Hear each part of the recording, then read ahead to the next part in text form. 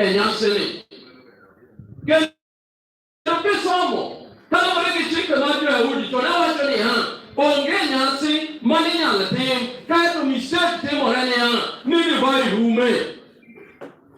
obedinare ni divai rumo e nyasi moyo e Yesu ani watu matendo magogo ya awachka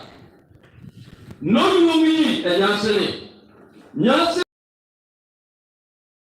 ni ai obi molumo e nyasi mage mutie ko divai welo manoluongi otie ko divai molumo makoro gimani nyalo malo koro onge to Biblia wacho ni divai rumo ka ji poko yie divai rumo ka nyasi poko rumo to sama divai rumo denyo be pod yure Yesu bende nie chokruogni gimamora ni sama divai rumo Yesu ne nitie ok noonge kuro jomotie ko divai ne gin welo manoluongi James Kachal kod Janet time nyowa sengweyo ko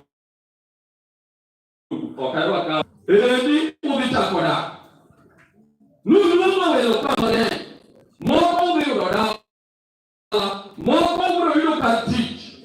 e nyasi manuni to gima nyakunge ni welo mubiro luongo e nyasi ni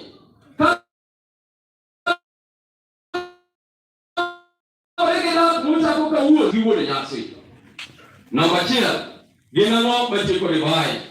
Friends, makelo advices, maricho, nyalo tieko divai mawuoye en era ma unugo kuchako sani. Sani ka wuono samoro kubiluongo rubi nyingu.